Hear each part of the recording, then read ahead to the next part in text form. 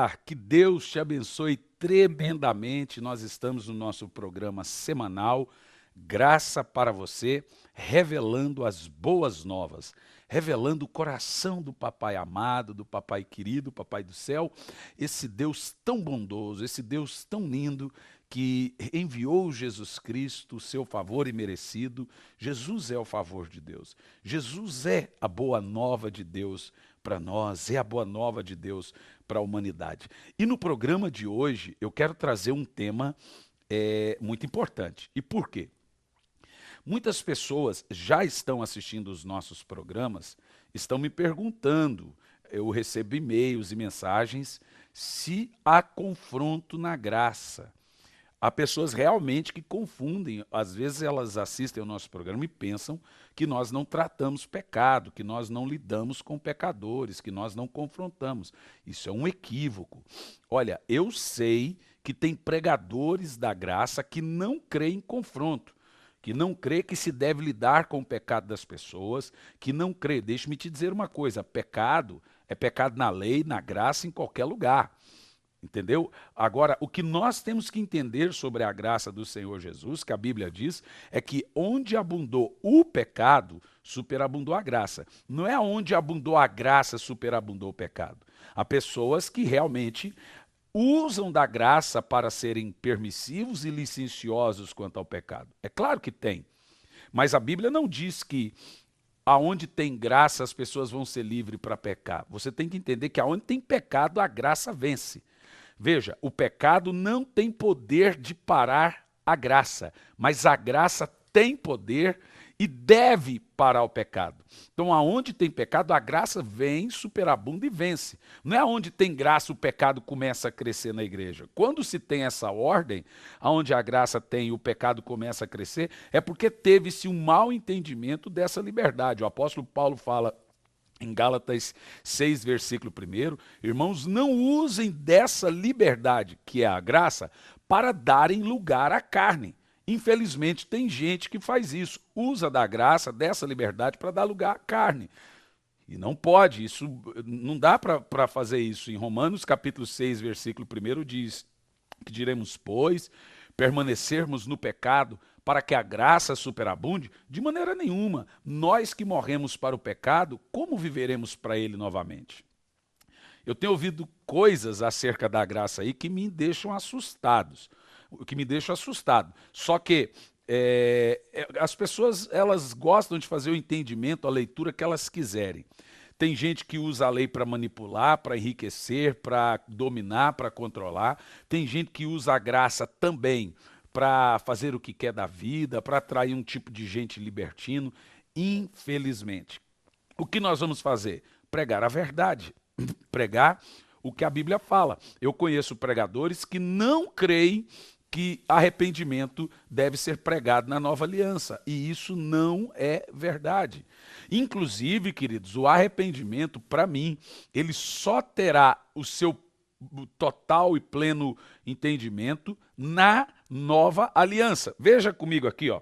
Eu vou falar aqui sobre arrependimento e graça. Lucas 13, versículo 13, diz assim, ó. Jesus, se vos não arrependerdes, todos de igual modo perecereis.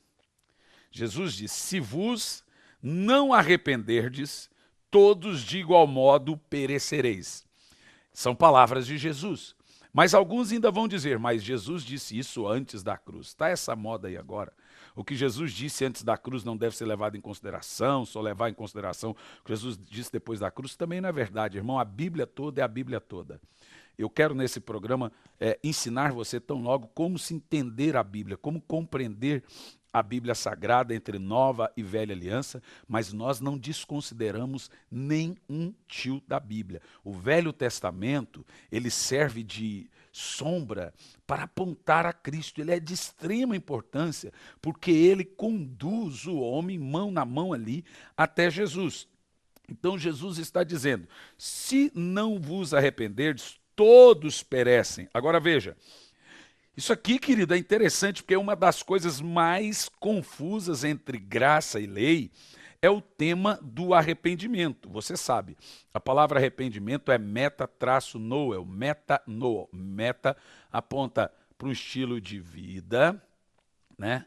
Meta aponta para um estilo de vida e noel para pensamentos. Meta vem da palavra alvo e noel para pensamentos. Então, muitos acreditam realmente que se nós confrontarmos as pessoas, nós não estaremos dando a graça pura e radical para elas.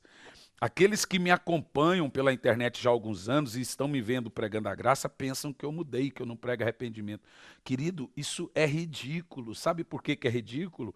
Porque se eu gastar um tempo falando sobre a graça, o amor de Deus, agora eu mudei? Não, de maneira nenhuma. Eu tenho um livro aqui, ó, Arrependimento Profundo e Eficaz, que foi lançado no ano de 2017, está na 3ª edição, que fala somente sobre arrependimento. Eu sou um pregador do arrependimento e eu creio que o arrependimento só é possível e realmente eficaz na graça. Nesse caso aí, existem pregadores que creem que arrependimento não pode ser pregado. Eu ouvi um pregador dizer que o arrependimento ele era somente no Velho Testamento ou para os judeus. Ele até argumenta que os apóstolos que pregaram arrependimento foi apenas para judeus, que quando Jesus falou sobre arrependimento foi para judeu, que quando João falou sobre arrependimento foi para judeu. E vamos analisar aqui um pouco sobre a doutrina a doutrina do arrependimento no Velho Testamento, Shub, que quer dizer bondade ou misericórdia. No Novo Testamento, a palavra arrependimento é metanoel, metanoia. Vamos ver por quê. A doutrina do arrependimento, em primeiro lugar, ela só é possível em toda a sua essência na graça. Veja Hebreus 10, no versículo 28. O escritor de Hebreus diz assim: quem recusava a obedecer à lei de Moisés era morto sem misericórdia, com depoimento de 2 ou 3 testemunhas. Você observou? Então, na lei de Moisés, o camarada podia arrepender. Se ele transgrediu a lei, tendo 2 ou 3 testemunhas, ele iria morrer sem misericórdia. O que na nova aliança isso mudou. Independente do pecado da pessoa, da gravidade, se ela se arrepender, ela será perdoada por Deus. Então, com esse texto aqui, nós entendemos que o arrependimento na lei quase não era possível. Então, mesmo que o indivíduo se arrependesse, ele não seria perdoado. Agora, por quê? Na velha aliança, Deus diz assim, Deus não inocenta o culpado, a alma que pecar, essa morrerá. Na velha aliança, Deus diz assim, sou eu, o Senhor, que visito a maldade dos pais aos filhos, da 3ª até a 4ª geração. Com isso, observamos que o arrependimento não era garantia de perdão. Se transgredisse a lei, inevitavelmente morreria sem misericórdia. Então, com isso, nós entendemos que o arrependimento, ele é, e aqui nós vamos ver o fundamento, uma obra da nova aliança. É uma oportunidade da graça para vivermos uma vida nova, mesmo sendo e tendo praticado um terrível, monstruoso pecado. Então, se houve arrependimento, será perdoado. E eu creio que isso é obra da graça. Veja as palavras de Jesus já mencionadas em Lucas 13, versículo 3. Se vos não arrependerdes, todos de igual modo perecereis. Então perceba que as palavras de Jesus não podem ser deixadas de lado em nenhuma hipótese. Então em meu livro aqui, ó, em meu livro Arrependimento Profundo e Eficaz, eu digo o seguinte: o arrependimento é uma graça do Espírito Santo por meio do qual o pecador é humilhado em seu íntimo e transformado em seu interior. Olha o que eu falo no livro Arrependimento Profundo e Eficaz. O arrependimento é uma graça do Espírito Santo por meio do qual o pecador é humilhado em seu íntimo e transformado em seu interior. No mesmo livro Arrependimento Profundo e Eficaz, eu mostro a importância da doutrina do arrependimento na graça. E para isso, eu quero lembrar a você alguns fundamentos claros para que nós possamos examinar aqui no nosso programa. Para aqueles que não leram e para aqueles que leram, eu vou relembrar. Para os que não leram, você vai querer ler. Em primeiro lugar, a importância do arrependimento na graça. Primeiro, arrependimento é a primeira pregação do Evangelho. Arrependimento é a primeira pregação evangélica. Antes de amor, antes de graça, antes de misericórdia, antes de perdão, antes de bondade, a primeira pregação evangélica é arrependimento. Mateus 3, dos versos de 1 a 3. Naqueles dias surgiu João Batista pregando no deserto da Judéia e ele dizia: arrependam-se, pois é chegado o reino de Deus. Então veja, primeira coisa que você precisa entender, arrependimento não é uma mensagem negativa. Arrependimento é uma mensagem positiva. Remorso é uma mensagem negativa. Arrependimento é vida. Arrependimento não traz o pecado à memória. Arrependimento, ele traz a obra de Cristo à memória. O arrependimento é o remédio que cura o pecado e a culpa do pecado. Veja que a graça opera tremendamente usando o arrependimento.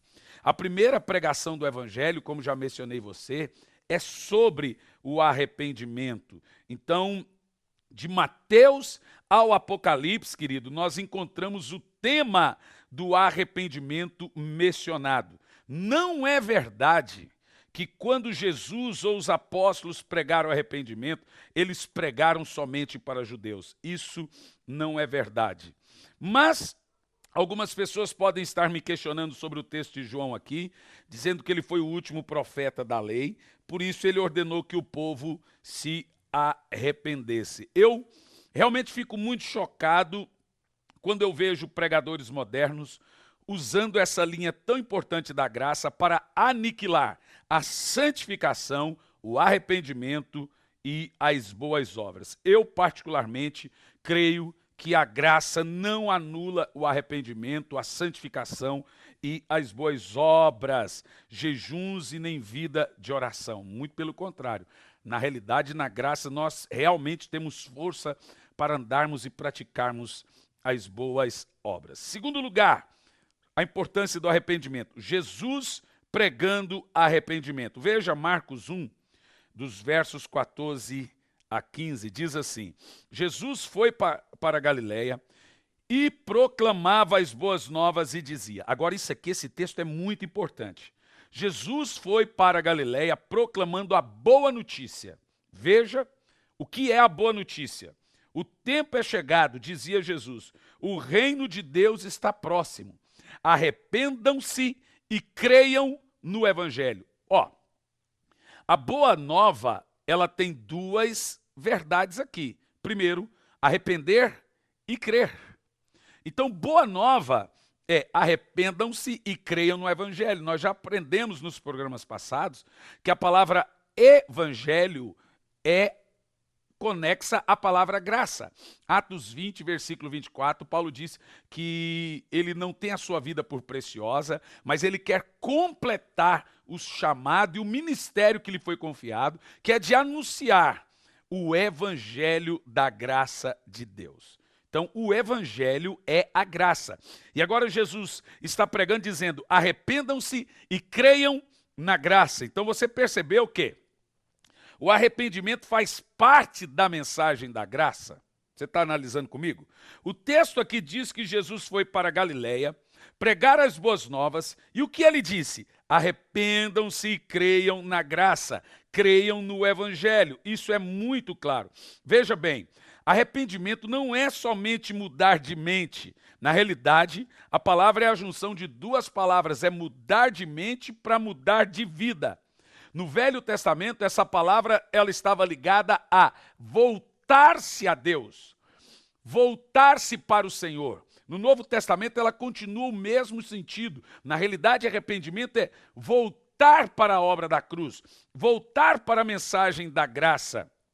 Esse é o verdadeiro significado do arrependimento. Ou seja, a meta aponta para um estilo de vida, o noeu para pensamentos. Então, o arrependimento em nada ele anula a graça do Senhor. Pelo contrário, não importa o pecado que a pessoa cometeu, não importa quão grave foi o pecado, diante de um genuíno e verdadeiro arrependimento, a pessoa é perdoada e vai por mim, sem nenhuma reserva. A graça não deixa nenhuma corda, nenhuma amarra. Não importa o que você fez, querido. Se você está arrependido do que você fez, perante Deus, Deus não se lembra mais do seu pecado. No entanto, aqueles que se arrependem de verdade mudam de vida. São transformados pela graça com o qual foram alcançados no perdão. Com isso agora, essa pessoa que se arrependeu e está tendo uma operação da graça, ela começa a mostrar frutos dignos desse arrependimento. Entenda, não é arrependimento hoje, arrependimento amanhã, arrependimento depois de amanhã, não é arrependimento todo dia, é arrependimento e fruto de arrependimento. Aqueles que se arrependem, eles mostram frutos dignos de arrependimento. Eu não estou aqui para trazer condenação e julgo sobre você. Eu estou aqui para te dizer que há esperança, que não existe pecado imperdoável. Para falar que não existe, existe um, somente o da blasfêmia. Se você não blasfemou contra o Espírito Santo, olhe bem o que eu estou dizendo. Se você não blasfemou contra o Espírito Santo, não importa o que você fez. Se houver um verdadeiro, um genuíno arrependimento, haverá perdão. Sobre arrependimento, eu tenho para te dizer o seguinte: ninguém é perdoado por pedir perdão. Ouviu? Ninguém é perdoado porque pediu perdão. Não tem nenhum texto na Bíblia que diz pedir perdão traz perdão. Nós temos texto na Bíblia que diz que arrependimento traz perdão. A Bíblia Sagrada nos mostra que quem confessa e deixa o pecado, que encontra misericórdia. Não é pedir perdão para receber perdão, é arrepender para receber perdão. Você sabia que quando você pede perdão por um pecado, que você não tem a intenção de abandoná-lo, ao invés de você ser perdoado, você tem ira de Deus aumentada. Veja Romanos, capítulo 2, no versículo 5. Diz assim, ó: mas por causa da dureza do teu coração insensível e que não te arrependes, é que acumula ira sobre ti no dia do juízo. Você percebe? Imagine você que uma pessoa vem e comete um erro contra você e ela pede perdão. Você perdoa. No outro dia ela faz a mesma coisa, pede perdão, você perdoa. No outro dia ela faz a mesma coisa, pede perdão, você perdoa. No outro dia ela faz a mesma coisa, pede perdão, você logo começa a se irar com a pessoa. Imagine que há pessoas que dobram o joelho e pedem perdão a Deus por pecados que vão continuar cometê-lo.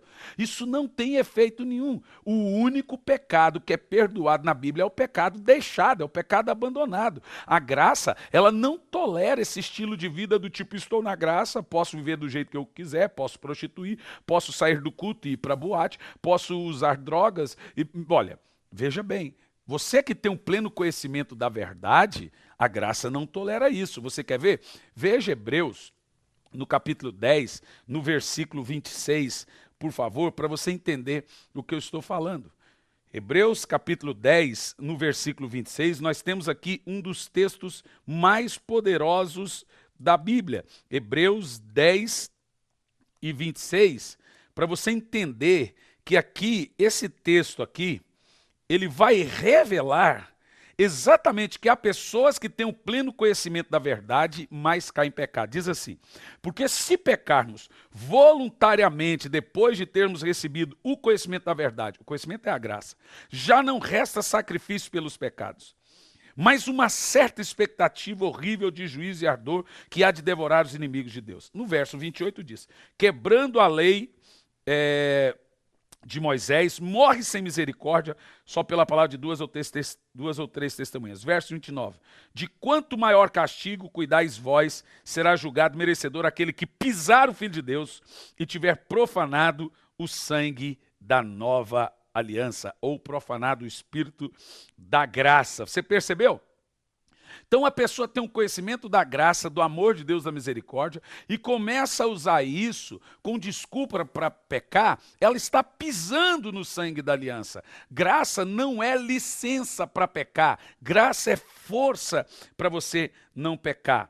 Em Lucas 24, 46 e 49 diz assim: Jesus foi para Galiléia e anunciou as boas novas, dizendo: arrependei-vos e credes no Evangelho. Percebeu? Arrependimento está completamente conectado a aceitar e crer a mensagem da cruz, a mensagem da graça. E em Lucas 24, 46 e 49, Jesus dá a ordem. Ele mandou os apóstolos pregando, diz: em seu nome se pregasse arrependimento. O que Jesus mandou a igreja e os apóstolos pregarem? Diz assim: em seu nome se pregasse arrependimento. Então o arrependimento é uma ordem, é uma ordenança. Quando eu prego arrependimento, eu estou trazendo também a graça poderosa do Senhor Jesus, que vai lavar o pecador. Não importa, meu querido irmão, você que está me assistindo, que é crente ou que não é, não importa se você matou, roubou, fez o que fez. Se você se arrepender agora e falar: Senhor, me perdoa, me lava, você será lavado, você será purificado com o sangue do Senhor Jesus e não haverá mais culpa e condenação. Você sabe qual é o nome disso? Graça. O que não dá é para você que se arrepende, porque o arrependimento ele tem fruto digno de arrependimento. É arrependimento e fruto. Então eu agora ando na graça, mas tem fruto de desonra. Eu ando na graça, mas eu mostro que eu não sou nascido de novo. Não é na graça que eu estou. Eu estou na graça. Se eu estou na graça, eu tenho frutos dignos de arrependimento. Sabe? Eu vou continuar essa mensagem no próximo programa. No próximo programa eu continuo essa mensagem sobre arrependimento e graça. Fique aí, porque vem coisa boa, coisa de Deus para a sua vida, tá bom? Louvado seja o nome do nosso Senhor Jesus. Tremendo o que nós podemos ver quando a palavra de Deus encontra os nossos corações. Você assista os programas e eu te aconselho a entrar no nosso site. Veja aí no rodapé do vídeo. Entra agora no nosso site e veja os programas anteriores para você pegar toda a mensagem. Sabe o que acontece? Talvez você está me assistindo só nesse programa e você pega, veja, nós estamos pregando em série.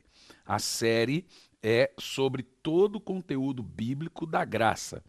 E talvez você pegue um tema aí aleatório aí dentro da mensagem e talvez não entende o contexto. Então o ideal é você pegar as mensagens lá no início e vir ouvindo elas até chegar a esse programa. Então tem aí o site e tem o canal no YouTube. Então entre no nosso canal no YouTube, está aí agora no rodapé do seu vídeo o endereço do canal no YouTube, do Facebook, do Instagram, do Twitter. E no YouTube você vai lá e, por favor, se inscreva no nosso canal. Nos ajude nisso aí, se inscreva no nosso canal, nos siga aí nas redes sociais, para você acompanhar todo o nosso trabalho. Tá bom?